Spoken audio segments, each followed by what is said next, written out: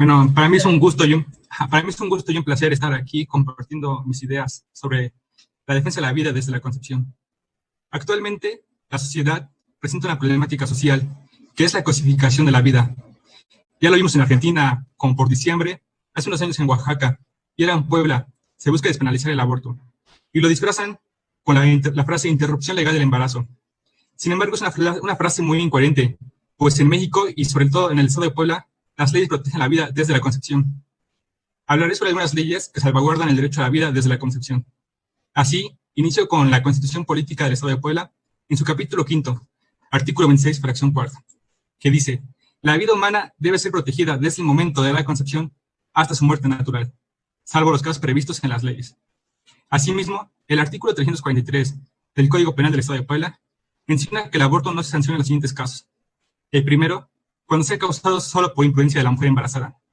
El segundo, cuando el embarazo sea resultado de una violación. El tercero, cuando no provocarse el aborto, la mujer embarazada corre peligro de muerte, a juicio del médico que la asista, oyendo el dictamen de otro médico, siempre que esto fuere posible y no sea peligroso la demora. Y por último, en fracción cuarta, menciona que cuando el aborto se deba a genéticas graves, según dictamen que previamente rindieron los pedidos. Por consiguiente, yo les pregunto, diputados, ¿qué buscan legislar si el aborto no se sanciona por causales que exigen diversos colectivos? Ahora bien, en referencia a las leyes federales, se encuentran las siguientes disposiciones. De entrada, nuestro Código Civil, en su artículo 22, menciona: la capacidad jurídica de las personas físicas se adquiere por el nacimiento y se pierde por la muerte, pero desde el momento en que un individuo es concebido, entra bajo la protección de la ley y se le tiene por nacido a los efectos declarados en el presente Código. Por otro lado, el artículo 329 del Código Penal Federal define el aborto como la muerte del producto de la concepción en cualquier momento de la preñez. Así pues, de acuerdo con el 330 de la misma ley, menciona la sanción aplicable para quien comete este delito.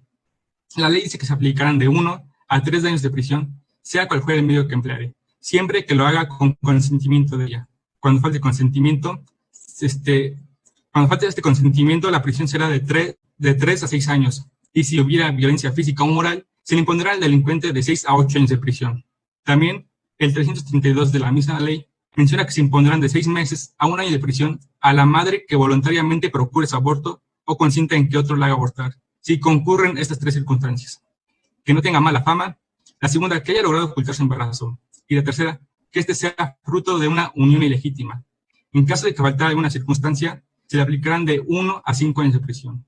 El artículo 333 del Código Penal Federal define que el aborto no es punible cuando es causado solo por imprudencia de la mujer embarazada o cuando el embarazo sea resultado de una violación. Y por último, el artículo 334 del Código Penal Federal define que no se aplicará sanción cuando, de no provocarse el aborto, la mujer embarazada corre peligro de muerte, a juicio del médico que la asista, oyendo el dictamen de otro médico, siempre que esto fuere posible y no sea peligroso la demora. Bueno, ya les leí la legislación penal, tanto local como federal, y discernimos que el aborto no es punible en caso de violación, en caso de que la mujer corra peligro a juicio del médico que la asista, e incluso en Puebla se permite el aborto eugenésico. Es decir, una mujer embarazada puede abortar cuando el feto trae una enfermedad o malformación. Y yo les pregunto, ¿qué no es de esa forma se viola la dignidad de las personas que tienen alguna discapacidad? ¿Somos una sociedad incluyente? De todo lo anterior, la ley objetiva local cae en una contradicción, en una inconstitucionalidad, pues tratados internacionales definen la vida desde la concepción hasta su muerte natural. En el artículo 133 de la Constitución Política de los Estados Unidos Mexicanos se marca la supremacía constitucional de los tratados internacionales que cumplan con los procedimientos que marca la ley. Y leo el artículo.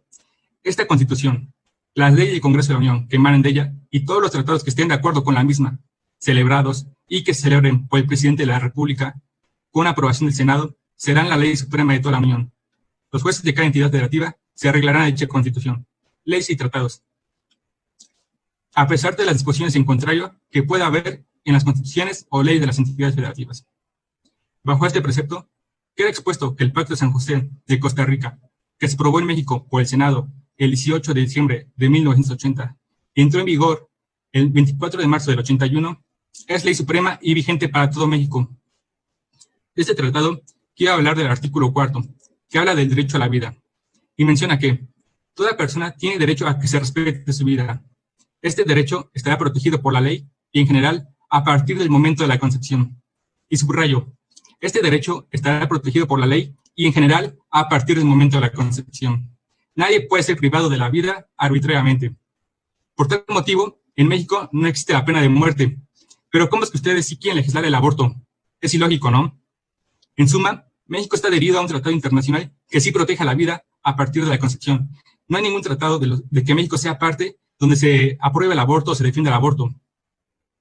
Bajo esta contradicción que está en la ley, la presente legislatura debe legislar en favor de ese derecho y derogar aquellas que permitan el aborto. Es más, ni siquiera se debería mencionar, pues en todo caso de que el Congreso apruebe el aborto, habría una contradicción en la ley, porque el artículo 338 cuarto de la misma ley sanciona con una pena de 50 a 70 años al activo que haya cometido el delito de feminicidio en una víctima embarazada, y se opone de los 40 a 60 años de aquellos que hayan cometido el mismo delito en víctimas que no se encuentran en estado de preñez.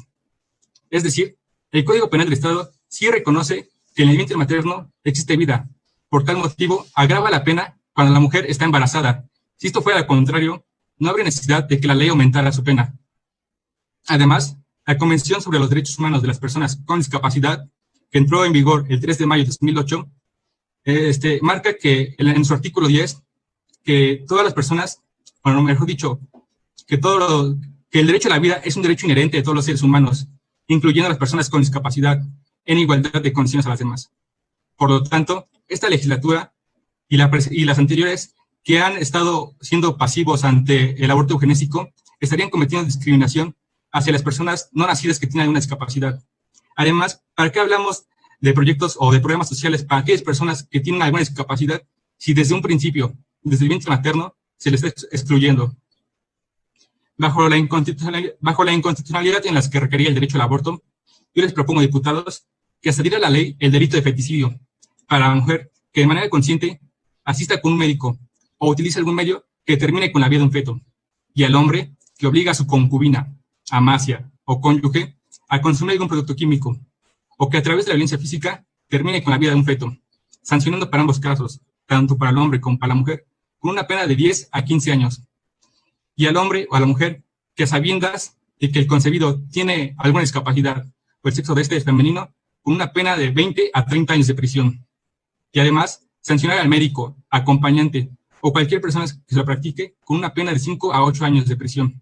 Y además, para el caso del médico, suspenderle el derecho de ejercer su profesión, los años que el juez determine. Esto lo propongo porque, a diferencia del homicidio, donde la víctima sí puede defenderse, no sucede lo mismo en el feticidio, pues este aún depende de la madre, porque se encuentra en gestación. Además, quiero recalcarle, en especial, a aquellos grupos que están a favor del aborto y a la misma forma defienden a la mujer, que en nuestra sociedad existen hombres, incluso mujeres, que abortan a sus hijos cuando conocen que el sexo de este es femenino. También, diputados, les propongo que se adhiera a la ley el delito de homicidio.